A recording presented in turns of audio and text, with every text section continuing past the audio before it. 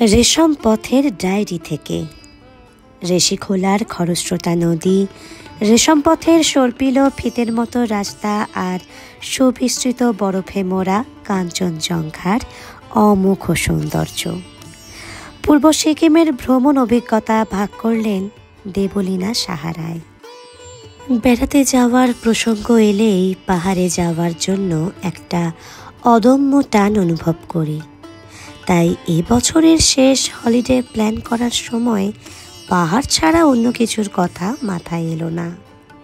শীতকালে পাহাড় ভ্রমণের এক আলাদা মাধুর্য রয়েছে, যা বছরের অন্যান্য সময় গেলে কোনোভাবেই টের পাওয়া যায় না। ঠিক হলো এবার পূর্ব সিকিমের উদ্দেশ্যে রওনা দেব। প্রথমে ঋষিখোলা, তারপর লিংথাম হয়ে শেষে ঝুলুক। প্রায় 2 ঘন্টা দেরিতে ট্রেন পৌঁছলো নিউ জলপাইগুড়িতে। এমনিতেই নিউ জলপাইগুড়ি থেকে ঋষিখোলা পৌঁছতে 4 থেকে 5 ঘন্টা লাগে। তার উপর ট্রেন দেরি করায় সব মিলিয়ে ঋষিখোলা পৌঁছতে সন্ধে হয়ে গেল। ঋষি নদীর নামে জায়গাটির নাম ঋষিখোলা। খোলা শব্দের অর্থ নদী। অপভ্রংশের দারুণ নাম হয়েছে ঋষিখোলা। নিউ জলপাইগুড়ি থেকে মল্লি পর্যন্ত তিস্তার দেখা মেলে। মল্লি পেরোনোর পর রংপো নদী আমাদের সঙ্গী হলো। রাস্তাটা এখান থেকে ক্রমশ খারাপ হতে শুরু করেছে। চওড়া হলেও বেশ এবড়ো-খেবড়ো। ঋষিখোলা ঢোকার মুখে শোনা গেল ঋষি নদীর ডাক। চাঁদের আলো পিছলে পড়ছে নদীর ধারে ছড়িয়ে থাকা রুক্ষ পাহাড় খণ্ডে। টুকরো টুকরো হয়ে যাচ্ছে ঋষির জলের তোড়ে। গাড়ি থামলো একটি রিসর্টের সামনে, যা আমাদের আগামী 2 দিনের ঠিকানা। রিসর্টে ব্যাগপত্র রেখে বেরোলাম ঋষি নদীর উদ্দেশ্যে। আকাশে তখন ঝলমল করছে সপ্তর্ষি মণ্ডল কালপুরুষ। সভ্যতা থেকে বহু দূরে, সমস্ত যোগাযোগ বিচ্ছিন্ন এই পাণ্ডব বর্জিত জায়গা যেন নিজেকে নিজের সঙ্গে পরিচয় করায়। চারদিকের উঁচু পাহাড় চূড়া, আকাশে মায়াবী চাঁদ আর ঋষির অনর্গল বয়ে চলার কলকল শব্দ রুক্ষ পাথরেও যেন ফুটিয়ে তুলছে প্রেম। জমাট বাঁধা ঠান্ডায় প্রলেপ দিচ্ছে সে প্রেমের নরম ওম। সময় যে কোথা দিয়ে কেটে গেল তার ঠাহর করলাম যখন পাশের রিসর্ট থেকে গরম ধুমায়িত চায়ের সঙ্গে গরম পকোড়া ও চিপস হাজির হলো।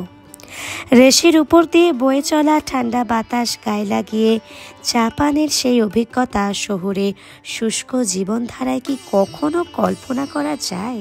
এ ভালো লাগার সঙ্গে কোনো কিছুরই তুলনা চলে না। প্রকৃতির এমন অকৃত্রিম রূপ দেখলে প্রেমে না পড়ে উপায় নেই।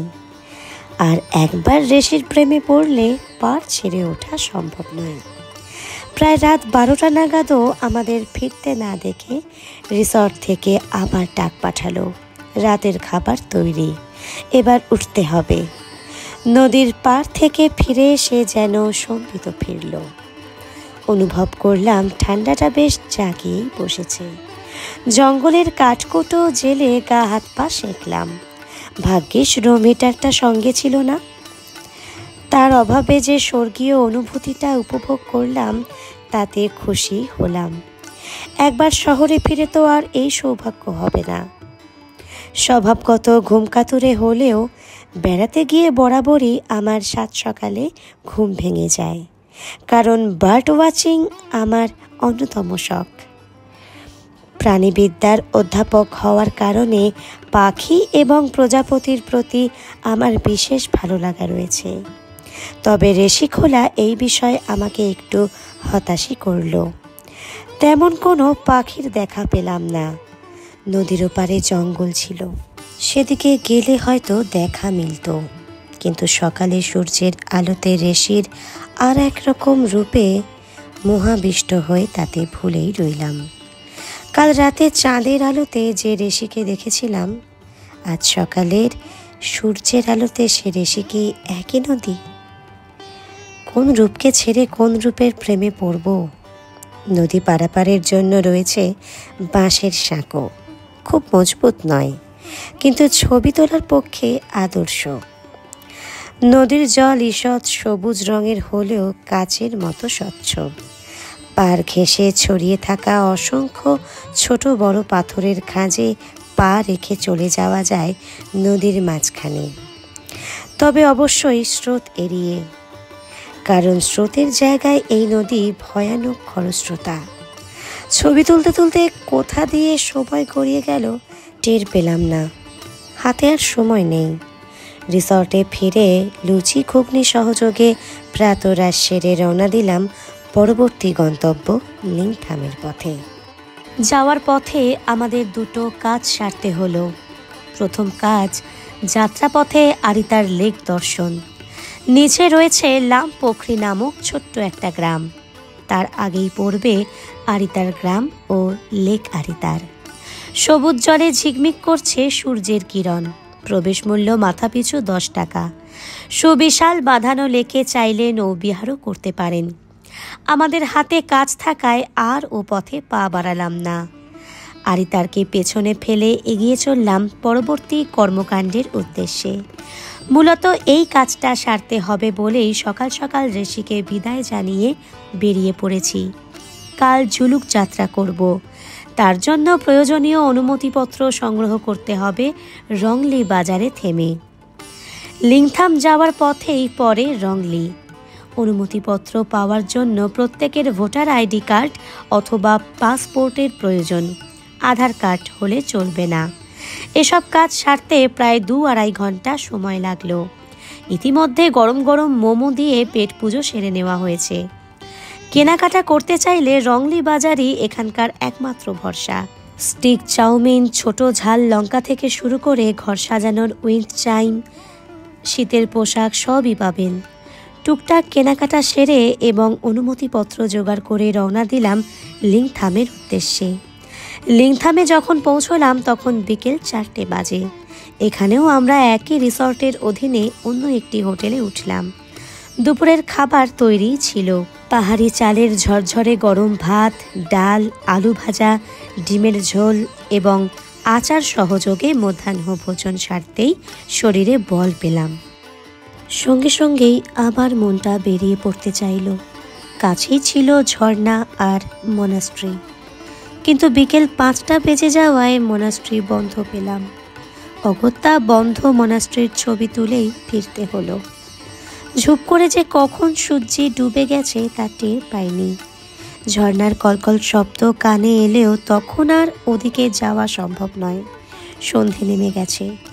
রিসর্ট থেকে ততক্ষণে আবার ডাক এসেছে গরম চা আর পকোড়ার জন্য। সেদিন ছিল বছরের শেষ রাত।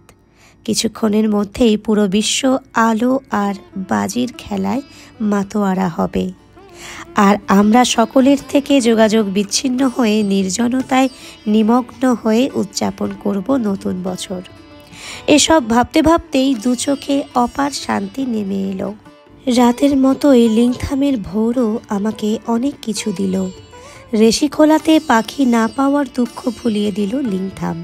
প্রচুর পাখি দেখলাম।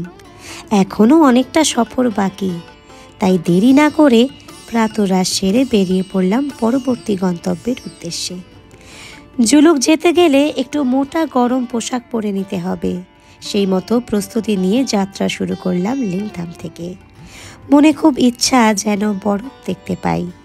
সেখান থেকে শুরু হলো আমাদের প্রকৃত রেশম পথ যাত্রা। পথে পেলাম কিউখোলা ফলস। সেখানে ঝপাঝপ কিছু ছবি তুলে এগিয়ে চললাম জুলুকের দিকে। এই পুরো রাস্তাটাই প্যাঙ্গোলাখা ওয়াইল্ড লাইফ স্যাংচুয়ারির অধীনে। প্রবেশ মূল্য মাথাপিছু 50 টাকা দিয়ে স্যাংচুয়ারির অনুমতিপত্র সংগ্রহ করে গাড়ি চলল রেশমি পথ ধরে। প্রাচীনকালে পূর্বে চীন ও আফগানিস্তান থেকে এই পথেই রেশম আমদানি রপ্তানি হতো। সেই থেকেই নামকরণ করা হয়েছে সিল্ক রুট, অর্থাৎ রেশম পথ। সাপের মতো আঁকা বাঁকা এই রাস্তায় মোট 15টি বাঁক আছে। পূর্বে জঙ্গলের মধ্যে দিয়ে হাঁটা পথে এই রাস্তা অতিক্রম করতে হতো বণিকদের। লুংথু থেকে এই সর্পিল পথ ধীরে ধীরে চোখে স্পষ্ট হতে শুরু করে, যা থাম্বিতে গিয়ে সুস্পষ্ট রূপে চোখে ধরা দেয়। পুরোটাই মিলিটারি এরিয়া।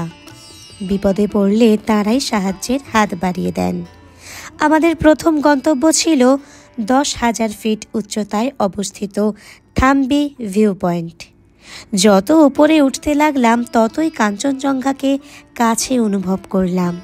স্বপ্নের রং যদি নীল হয় তাহলে আমরা স্বপ্নের দেশেই পাড়ি দিয়েছি। পাহাড় নীল, আকাশ নীল, তাতে যেন ফলে আছে মেঘ। হাত বাড়ালেই মনে হয় টুপ করে পেরে নিতে পারবো। কোথাও আবার কেউ যেন তুলির টানে মেঘের চাদর বুলিয়ে রেখেছে। মেঘ যেন আকাশের প্রেমে আকুল হয়ে নিজের সবটুকু উজাড় করে ঢেলে দিয়েছে এখানে। এক আকাশে মেঘের এত রূপ এই প্রথম চাক্ষুষ করলাম। মেঘেদের স্বর্গরাজ্য জুলুকে বরফের দেখা মিলল না ঠিকই, তবে যা পেলাম তা ভাষায় প্রকাশ করা অসম্ভব।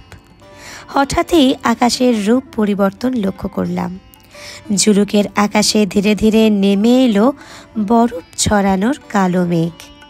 ড্রাইভার বারবার সতর্ক করলেন আমাদের গাড়ির কাঁচ তুলে দেওয়ার জন্য, নইলে মেঘ ঢুকে যাবে গাড়ির ভেতর।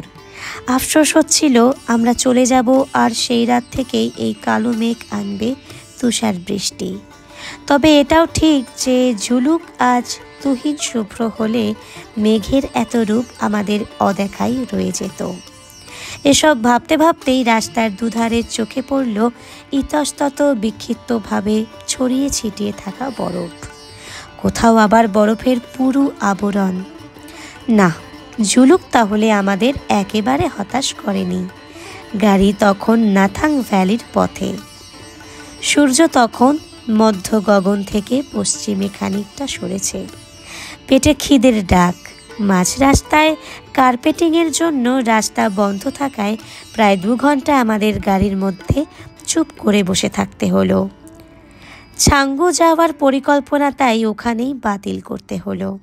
মনটা একটু খারাপ হয়েছিল ঠিকই, তবে ওই উচ্চতায় অমন দুর্গম পরিবেশে একটা ক্যাফেটেরিয়া দেখে খুব তাড়াতাড়ি আবার তা চাঙ্গা হয়ে উঠল। গরম গরম সুস্বাদু নুডলস খেয়ে টুকটাক কেনাকাটা করে রওনা দিলাম বাবা হরভজন সিংহের আদি মন্দিরের উদ্দেশ্যে। প্রায় 14,000 ফুট উচ্চতায় বাবার বাংকারকে কেন্দ্র করে গড়ে উঠেছে এই মন্দির।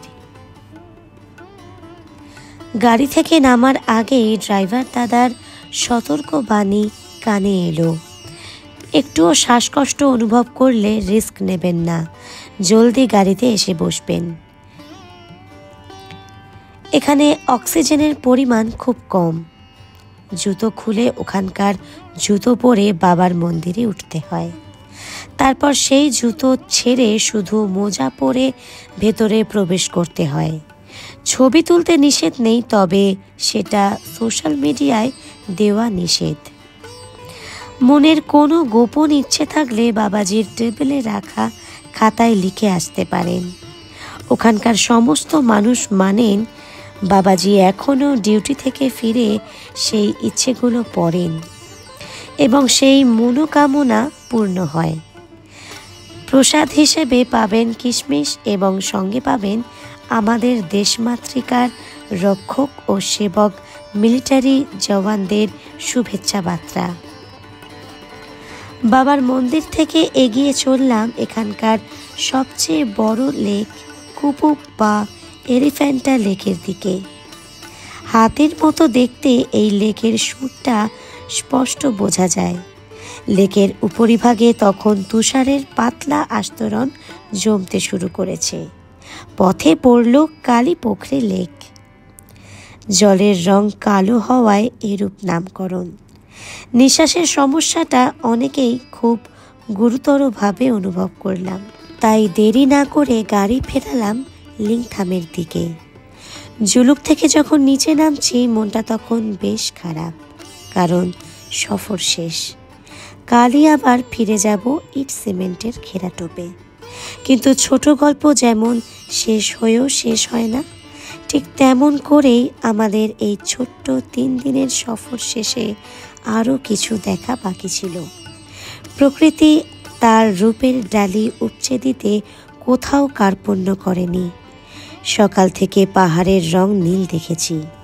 পরন্ত বিকেলে সেই নীল আবেশ মাখা চোখে এসে লাগলো সোনার ঝলক। নীল পাহাড় কখন যে তার নীল পোশাক ছেড়ে রাজকীয় সোনালি পোশাক ধারণ করেছে তা টেরই পায়নি। সূর্য তখন পশ্চিমে ঢলতে শুরু করে দিয়েছে।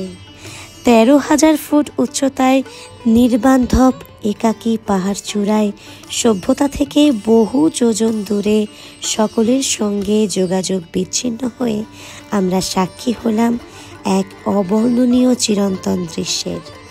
পাহাড়ে সূর্যাস্ত আমি এর আগেও দেখেছি, তবে এই সূর্যাস্ত না দেখলে হয়তো অনেক কিছুই দেখা বাকি থেকে যেত।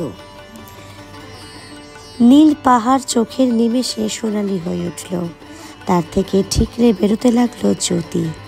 মনে হলো যেন সোনার পাহাড়ের হদিশ পেয়েছি।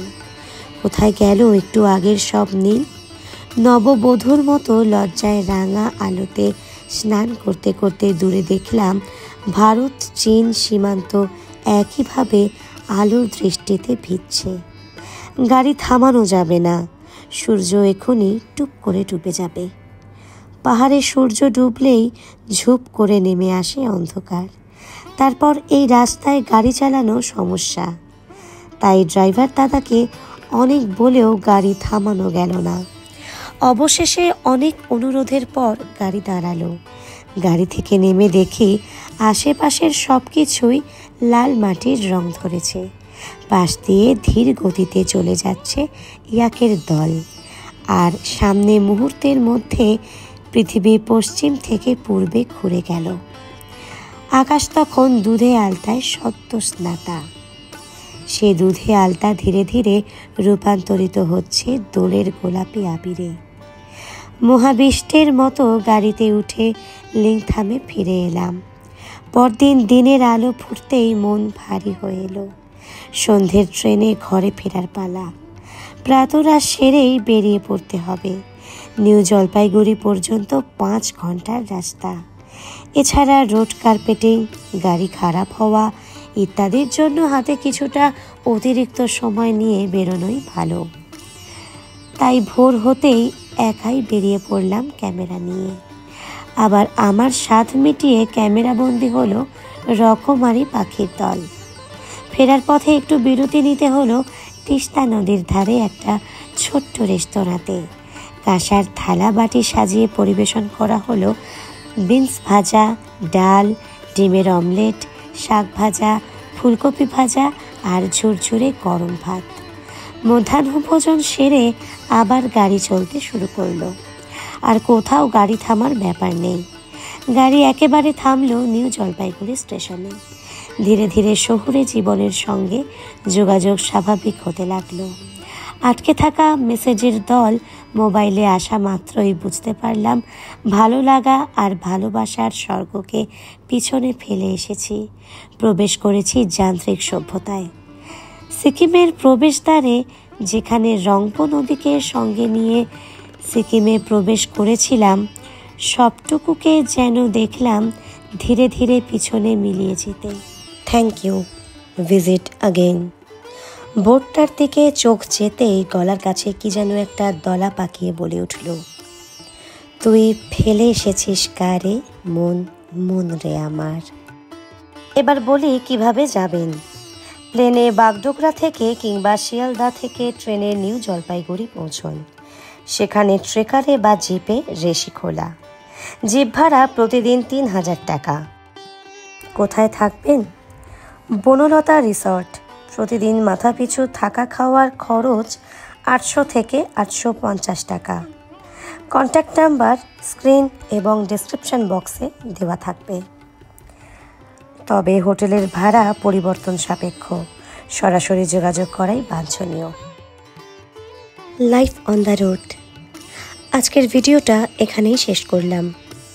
পরবর্তী ভিডিওর নোটিফিকেশন পেতে আমার চ্যানেল ট্যুরিজম ডায়েরি অবশ্যই সাবস্ক্রাইব করে বেল আইকনটি প্রেস করে রাখুন। আর ভিডিওটি ভালো লেগে থাকলে একটা লাইক দিয়ে শেয়ার করতে ভুলবেন না। ততক্ষণের জন্য টাটা।